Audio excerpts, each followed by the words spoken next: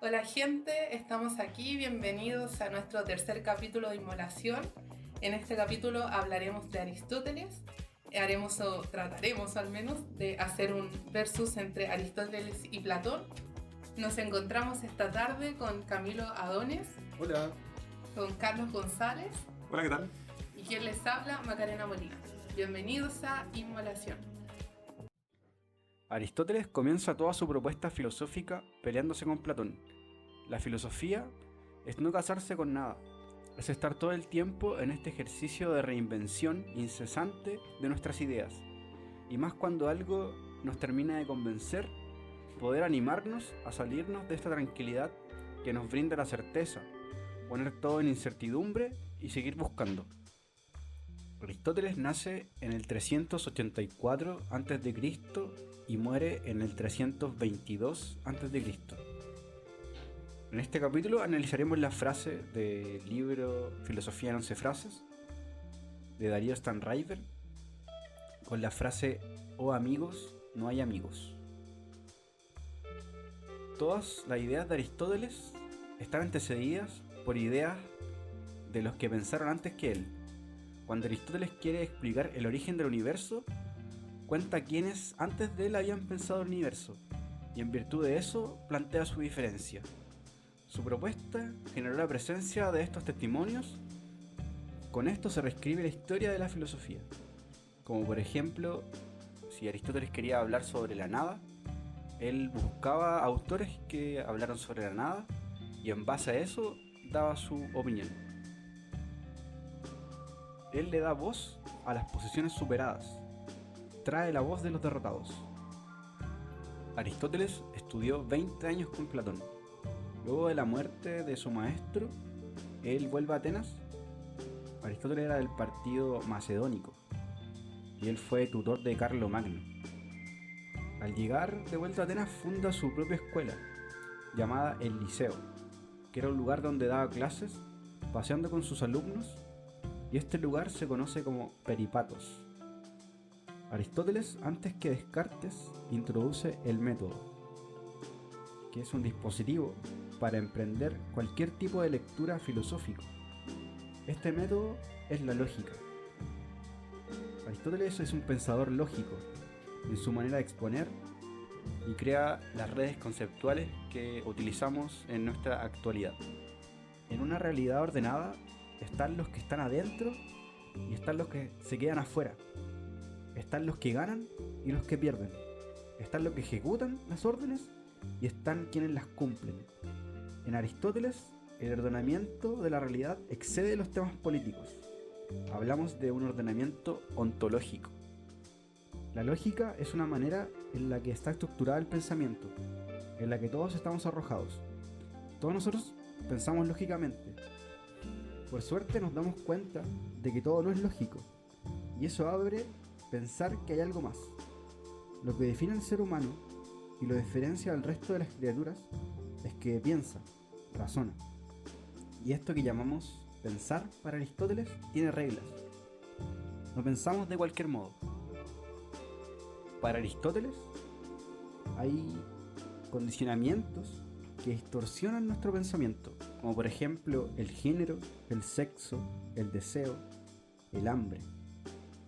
La lógica del razonamiento, mientras más máquinas pensemos, más puro será el razonamiento. El problema es que el ser humano tiene un cuerpo y una historia. La lógica aristotélica se llama silogismo, que es una figura lógica donde hay dos premisas y una conclusión. Por ejemplo, si A es B y B es C, ¿cuál sería la conclusión? Que A es C. La conclusión está implícita en la premisa. La revolución moderna rompe con este paradigma. Después se ve en Descartes, que toma este pensamiento de la novedad. El pensamiento de la época busca desplegar, mostrar, analizar, desarrollar una totalidad que ya está implícita. Aristóteles, cuando explica la astronomía, dibuja el mundo. Entonces, Vamos a subir un dibujo donde podemos ver este análisis, donde se ve que está el universo, en medio está la Tierra y al lado está la Luna. Lo que está arriba de la Luna es lo sublunar y lo que está abajo de la Luna se llama supralunar. ¿A qué quiso llegar Aristóteles con este pensamiento? Es dar una limitación, es hasta dónde llega el universo. Entonces nos preguntamos nosotros, ¿el universo tiene un límite? Para Aristóteles en esa época, no. Pensar de esta forma es más tranquilizante. Después este pensamiento lo toma Ptolomeo en el siglo I y después la iglesia lo compra hasta que llega Copérnico a votar este paradigma. Un ejemplo de la lógica de Aristóteles es: si está nublado, entonces va a llover. La conclusión de esto sería que uno se va a mojar. Otro ejemplo es: si todos los porteños de Valparaíso son chilenos, todos los chilenos son latinoamericanos. En conclusión, todos los porteños de Valparaíso son latinoamericanos. También dentro de esta lógica pueden ser que sean verdadero, verdadero, falso o verdadero, falso, verdadero. Hay muchas formas de lógica de Aristóteles. Son 256 y 64 son válidas. Desde esta obsesión por la lógica, por la pureza del pensamiento, por la rigurosidad de la argumentación, Aristóteles se pelea con Platón. Platón, al escribir la República, se contradice después en las leyes de Platón. Así que si les interesa, podrían leer esos dos libros y analizarlos. Aristóteles le cuestiona a Platón la duplicación inocua de dos mundos. Él tenía un mundo para explicar y él lo explica creando otro mundo. Entonces con eso tendrían dos problemas. Hay que explicar el mundo de acá sin irse de acá. Eso dice Aristóteles. ¿Y qué es el acá? La metáfora platónica no lo convence. Basta de metáforas. Esto es filosofía, no es arte. Para Platón, la filosofía tiene más de arte, de literatura, que de ciencia. Pero para Aristóteles, la filosofía es la madre de todas las ciencias, lo más parecido a un manual de matemáticas. Para Aristóteles tiene que haber un origen, un primero. Con esto saca la teoría más famosa, que es la metafísica. Meta significa en griego más allá, y física viene de physis, que es naturaleza, lo natural.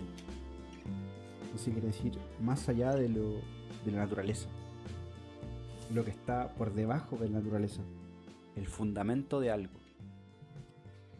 Hay una historia para explicar por qué se llamó metafísica a la metafísica.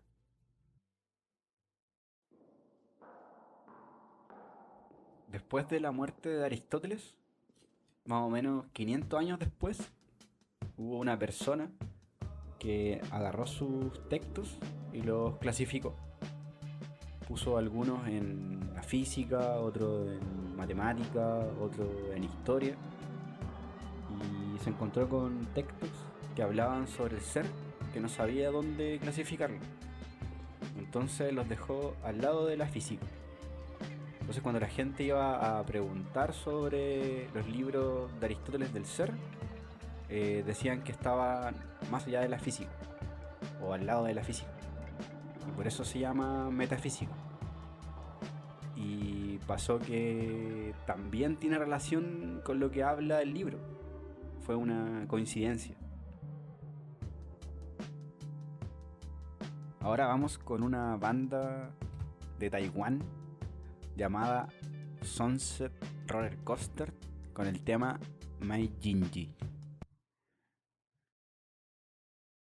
Every time you light my place, I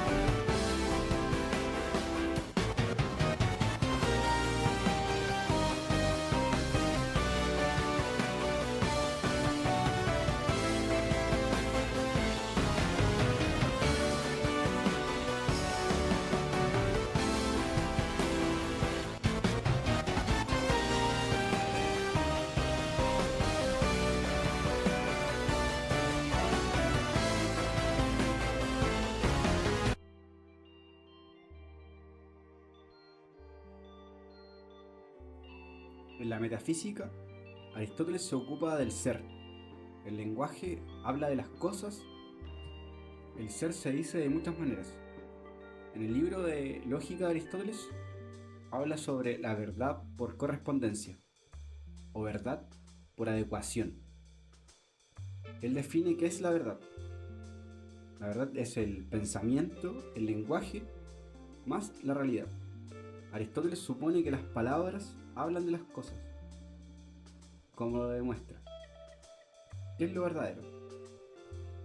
Decir de lo que es, y de lo que no es, que no es verdadero. Y todo, ¡bravo! 60 años se demoró en sacar esta conclusión. Y después decir de lo que es, que no es, y de lo que no es, que es falso. Entonces esto es el sentido común. En la época antigua no existía la subjetividad. Entonces él se pregunta por el ser y saca una conclusión que hay dos formas que se da el ser. Una es en sí y la otra es en otro. Aquí hay un concepto muy importante que es la sustancia.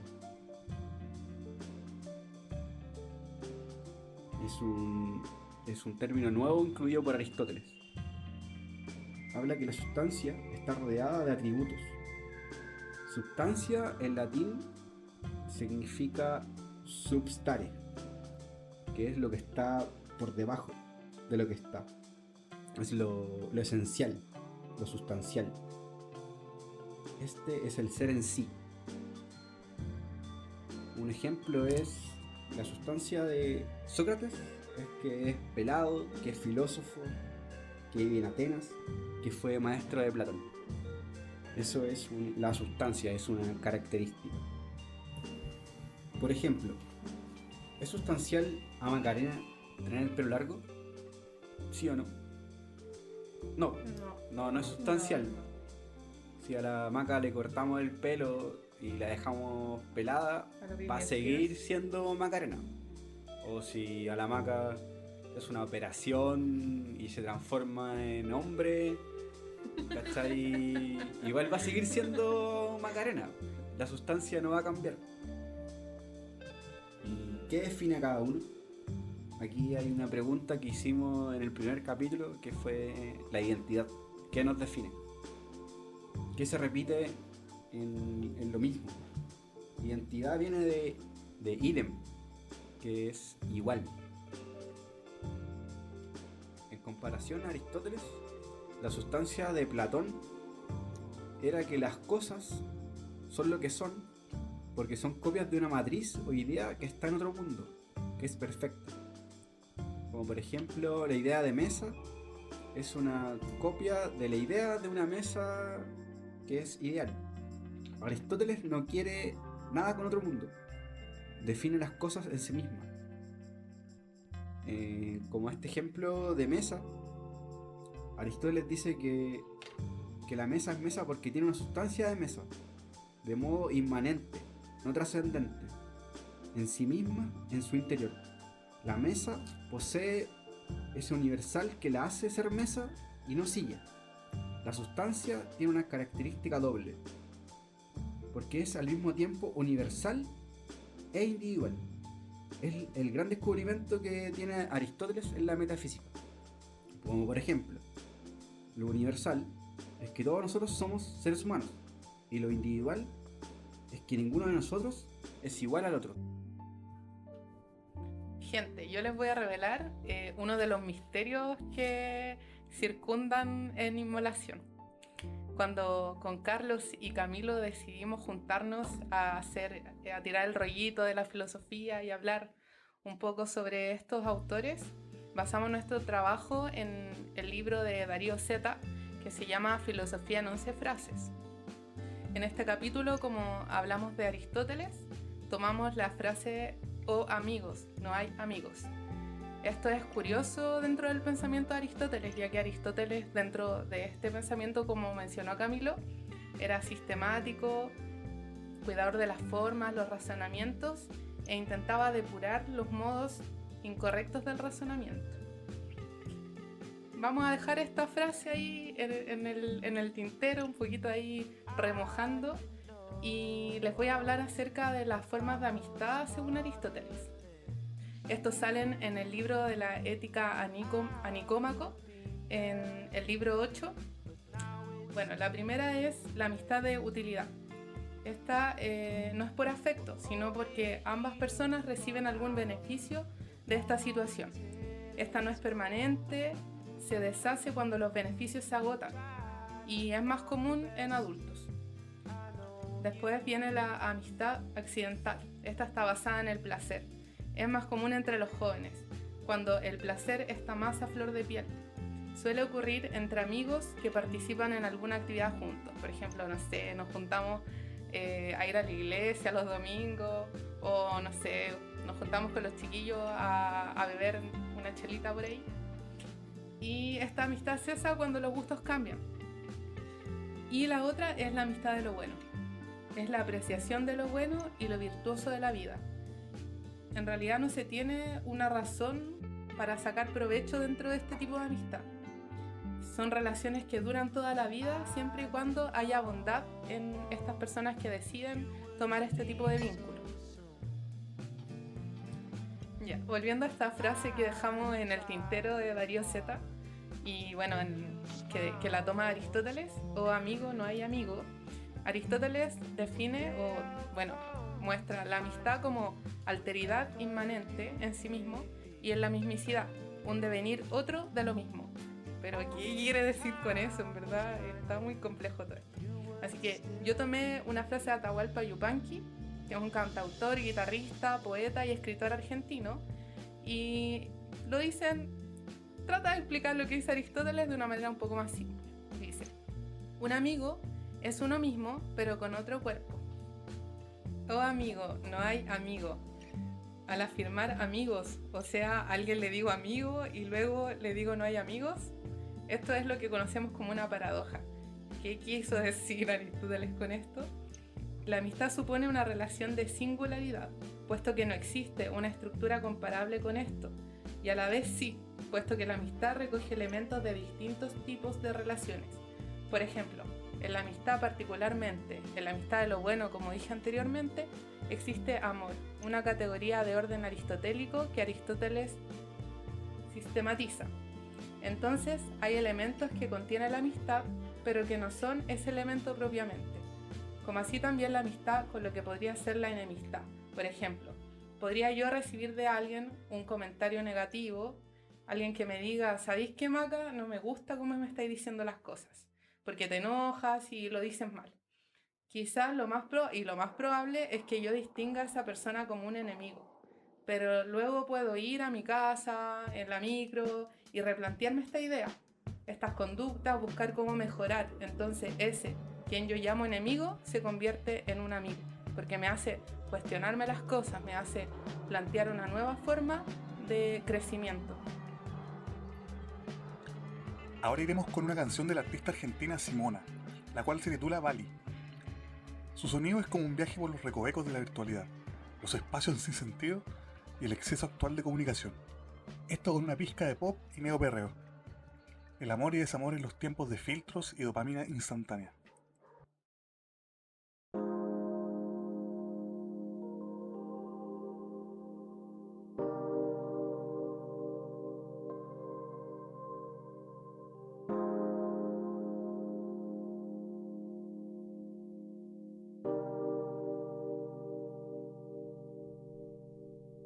Sentada acá, mirando el tender del vecino con la ropa colgando. Creo que la realidad virtual me está matando y por eso me quedo en casa scrolleando. Beso mi reflejo, no me miro en el espejo. Siento todo lo que dejo, siento todo lo que dejo.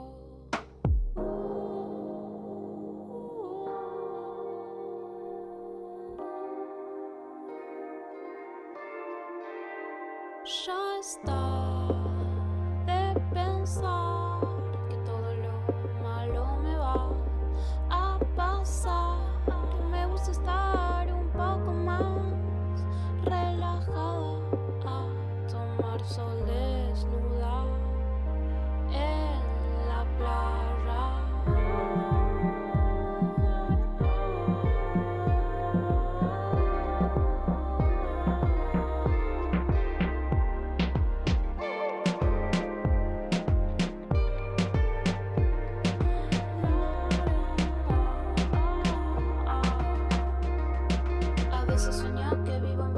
salgo con mi perro a correr por ahí. Que todo lo que vivo, lo vivo en carne. Que nada me da miedo y por eso todo lo vale. La imagen miente, no le des bola a tu mente. Solo sientes lo que sientes, como el viento en la frente. Ya está de pensar que todo lo malo me va a pasar. Me gusta estar un poco más relajada, a tomar sol desnuda en la playa.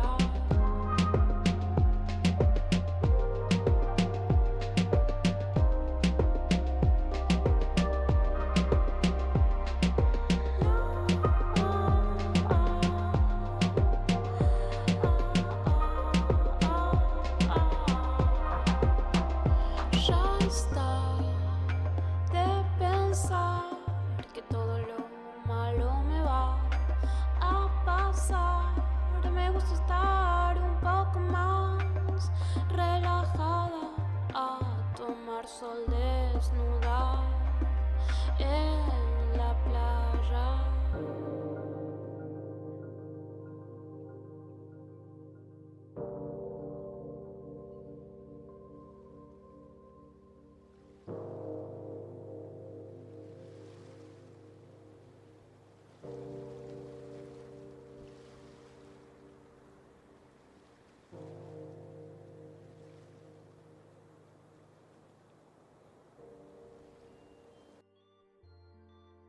En su libro La ética a Nicómaco, Aristóteles plantea la cuestión de la virtud.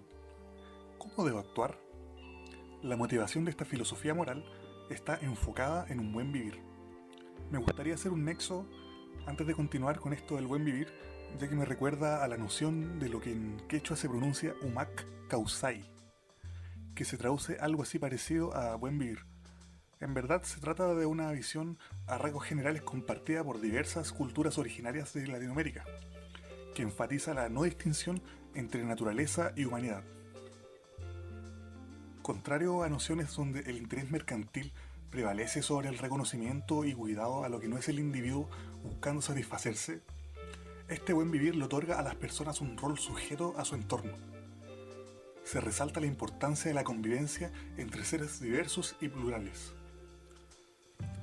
El biocentrismo, concepto tomado de la ecología profunda, caracteriza un poco esta noción que busca minimizar el impacto humano sobre el planeta y pone en primer lugar la valorización de la vida en coexistencia de las especies. El cambio de contexto para la actividad humana que ha significado la tecnología es exponencial en sus repercusiones, y lo que pudo significar buen vivir hace 200 años atrás, o tal vez 1000 años atrás, más cercano aún a lo salvaje, sucumbe ante las facilidades de las que desconocemos u obviamos sus efectos sobre el entorno. ¿Es posible lograr un buen vivir desde la ignorancia de nuestra codependencia? Volviendo a Aristóteles, similar a Sócrates, también plantea el conocimiento como algo fundamental para lograr acercarnos hacia la virtud, que es la piedra caliza de la felicidad. Mediante su obra no pretende estipular criterios sobre cómo actuar, así de una forma rígida, sino más bien dejarlo a juicio del individuo. Quiere entender lo que facilita vivir de manera correcta. Trata sobre virtudes, por lo cual se espera virtud también del lector. Un lector que viva sumergido en el vicio no va a entender el libro, le va a parecer algo molesto o desagradable. Al tratar el bienestar, Aristóteles lo jerarquiza en 3 tipos. Primero con la búsqueda del placer, que si bien es un factor innato del ser humano, representa el lado más primitivo de este, la vida bestial. Segundo, en la búsqueda de los honores. La aceptación y reconocimiento de los demás sobre nosotros. Es felicidad por fuera de nosotros mismos, por tanto es efímera.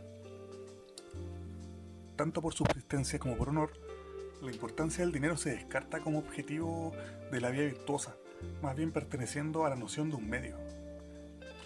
La riqueza es más útil que fundamental, no es algo que sea naturalmente necesario, sino que tal vez puede significar una utilidad para acercarse a la felicidad. Finalmente, en tercer lugar de esta jerarquización está la felicidad mediante la contemplación, la autonomía que permite vivir según la razón y en virtud, utilizando al logos como guía para lograr vislumbrar cuál es el fondo de estar bien y tener una buena vida. La acción debe apuntar al bienestar. Más específicamente la palabra sería eudaimonía, que representa algo así como el ejercicio virtuoso de lo específicamente humano, virtud de la acción conforme a la razón o logos. La virtud se desarrolla de una forma no predeterminada en la persona, es más bien un hábito que se cultiva en base a la voluntad propia. O sea, está en disposición el individuo regulado por su propia razón, o en este caso, el logos, comprendido como un conocimiento de carácter universal.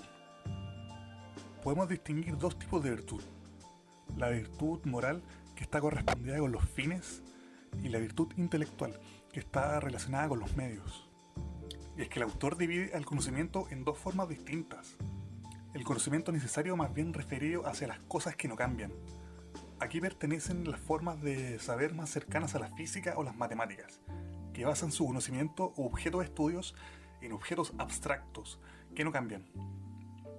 Por otro lado, el conocimiento contingente es más cercano a la sabiduría práctica, como por ejemplo los artesanos de Sócrates, donde la acción humana determina las múltiples posibilidades en las que las cosas pueden generarse. Entre ambos extremos, tanto sea virtud y vicio, se encuentran la continencia y la incontinencia. La primera es un proceso de resistencia frente al estímulo placentero. Incontinencia, por otra parte, se rinde ante el placer, es más bien hedonista. Aristóteles es un filósofo de los puntos medios. Trata sobre buscar una templanza en las propias acciones, placer y privación. Cuando actuamos en el mundo, estamos respondiendo ante una situación, pero ¿cuál será la respuesta correcta ante una situación particular? Aristóteles aduce que la respuesta ante esta cuestión se encuentra en el punto medio entre virtud y placer. Los actos moralmente importantes son guiados por la voluntad. Sin embargo, existen medios para llevarlos a cabo, y aquí surge la complementariedad entre el conocimiento necesario y el contingente. Es que la virtud moral, sin virtud intelectual, carece de medios para plasmar el deseo en el mundo de lo práctico. Virtud intelectual, sin virtud moral, engendra individuos perversos, que bajo la finalidad de realizar sus voluntades, no median consecuencias sobre los demás. Aristóteles reconoce el peligro que significan las pasiones más oscuras del ser humano y la interferencia sobre la conducta virtuosa esperable de los ciudadanos. Aquí propone la estipulación de leyes que obliguen a los ciudadanos a comportarse virtuosamente en riesgo de duros castigos.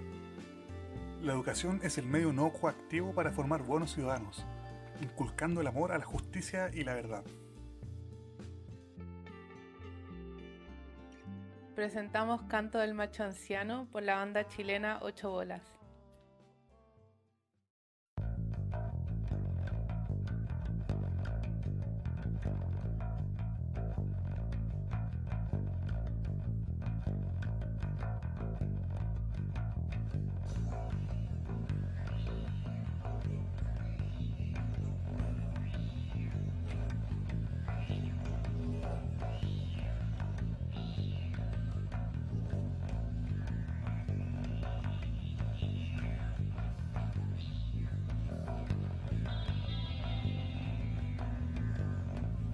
Fragmento de Canto del Macho Anciano.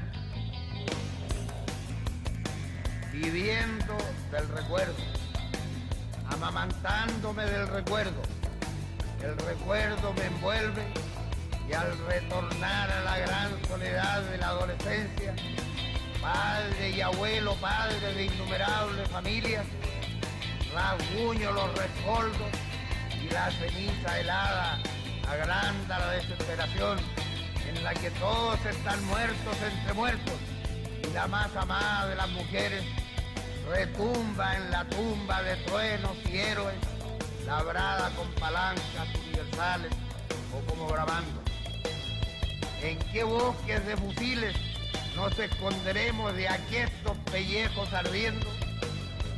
Porque es terrible el seguirse a sí mismo cuando lo hicimos todo, lo quisimos todo, lo pudimos todo y se nos quebraron las manos y los dientes mordiendo hierro con fuego. Y ahora, como se desciende terriblemente de lo cotidiano a lo infinito, ataúd por ataúd, desbarrancándonos como peñascos o como caballos mundo abajo, vamos como extraños, paso a paso y tranco a tranco, pidiendo el derrumbamiento general, calculándolo a la sordina, y de ahí entonces la prudencia, que es la derrota de la ancianidad. Vacías restan las botellas, gastados los zapatos y desaparecidos los amigos más queridos. Nuestro viejo tiempo, la época, y su vinete, colosal e inexorable. Todas las cosas van siguiendo mis pisadas, ladrando desesperadamente, como un acompañamiento fúnebre, mordiendo el siniestro funeral del mundo, como el entierro nacional de las edades, y yo voy muerto andando, infinitamente cansado, desengañado, errado, con la sensación categórica de haberme equivocado en lo ejecutado, o desperdiciado, o abandonado, o atropellado al avatar del destino en la inutilidad de existir y su gran carrera despedazada. Comprendo y admiro a los líderes, pero soy el coordinador de la angustia del universo, el suicida que apostó su destino a la baraja de la expresionalidad y lo ganó perdiendo el derecho a perderlo. El hombre que rompe su época y arrasándola le da categoría y régimen, pero queda hecho pedazos y a la expectativa.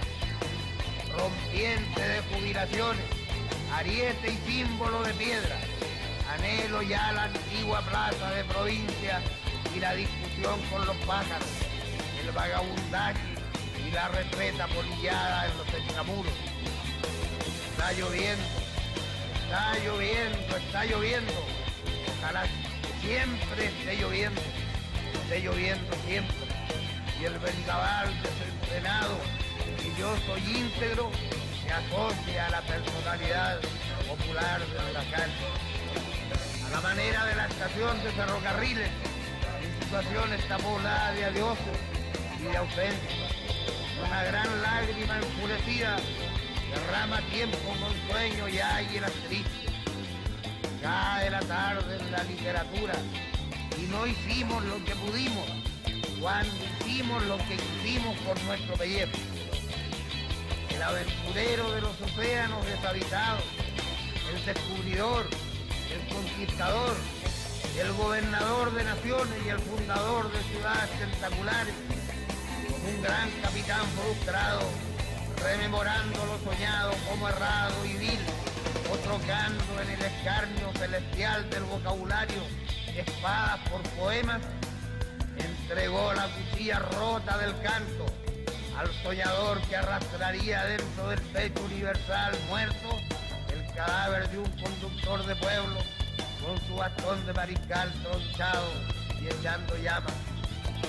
El borracho bestial, lascivo e iconoclasta, como el cíclope de Eurípides, queriendo y muriendo de amor, arrasándola a la amada en temporal de besos, es ya nada ahora más que un león herido y mordido de cóndor.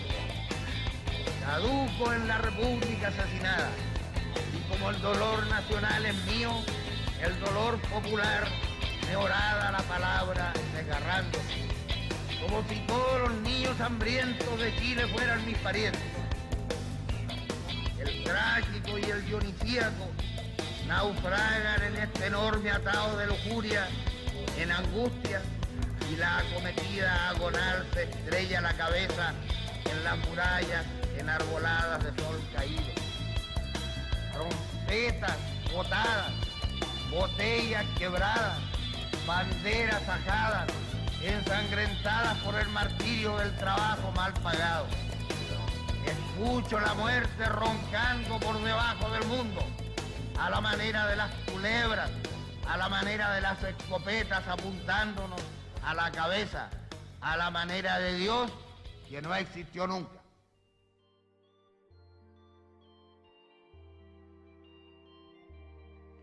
Aristóteles dice que no existe nada que no tenga un aspecto material.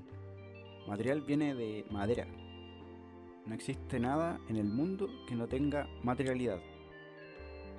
Aristóteles dice que toda sustancia tiene forma y materia. A la sustancia le pone 9 atributos. Un ejemplo de ellos son lugar, tiempo, posición, relación, cantidad, calidad. Y habla de la forma y la materia. La forma es accesible a nuestra razón. Nos hace comprender las cosas en elementos universales. Y la materia es un elemento más concreto, en particular. La forma es jerárquicamente superior, porque distingue una cosa de la otra. Él habla sobre una teoría que se llama la teoría de las 4 causas.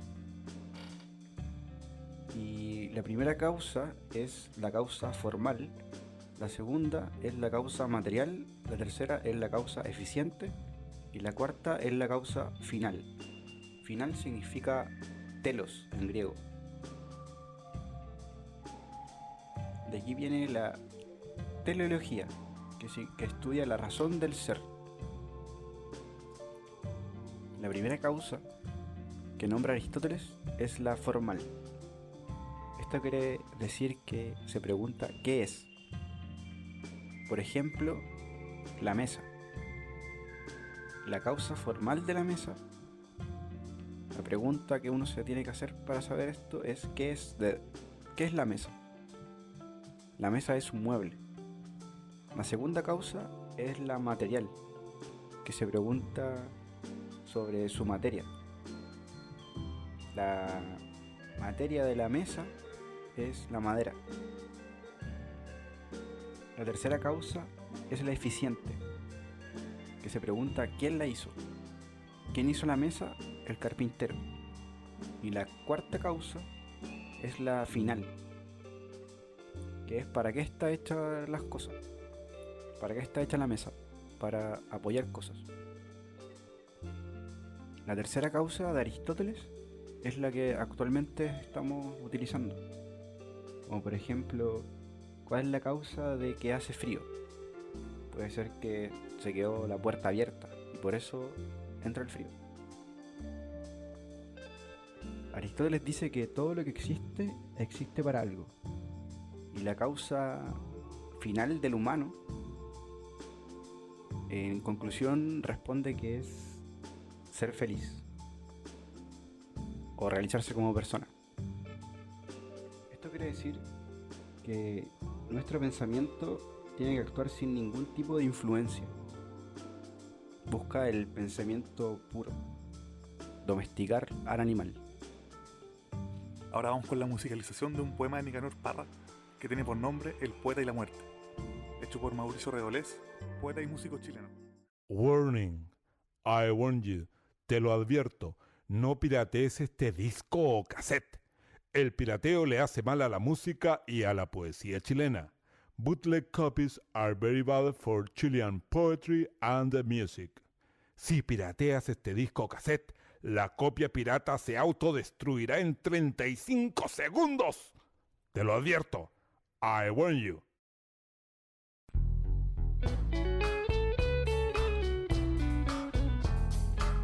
El poeta y la muerte. Nicanor Parra. Parra Nobel. Redolés. Idem. A la casa del poeta llega la muerte borracha. Ábreme, viejo, que ando buscando una oveja guacha. Estoy enfermo después, perdóname, vieja lacha. Estoy enfermo después,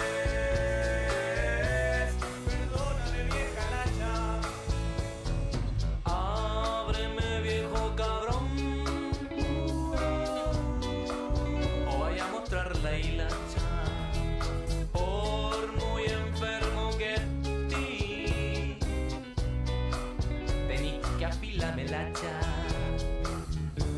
Déjame morir tranquilo. Te digo vieja, vizcacha. Déjame morir tranquilo. Te digo vieja, vizcacha.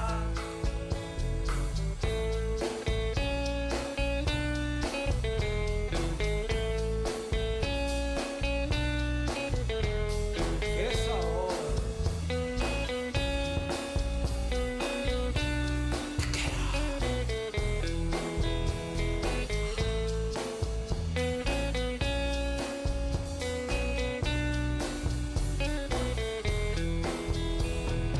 Mira viejo desgraciado,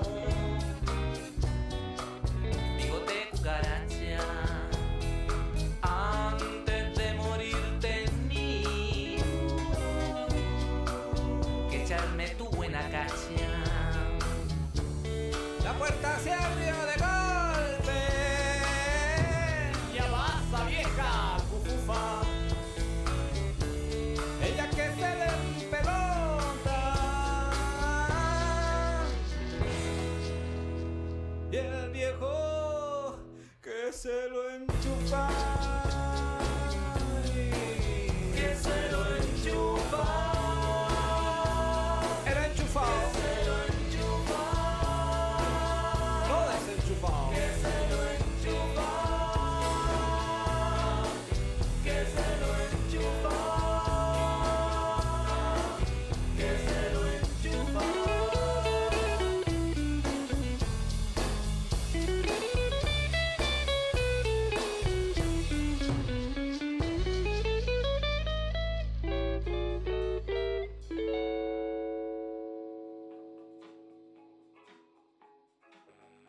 Y con esto llegamos al final de este episodio de Inmolación. Muchas gracias por escucharnos. Recuerden buscarnos por Instagram, Spotify y YouTube si les gusta nuestro trabajo. Y atentos al nuevo episodio que tratará sobre San Agustín de Hipona y su frase "ama y haz lo que quieras". Nos vemos.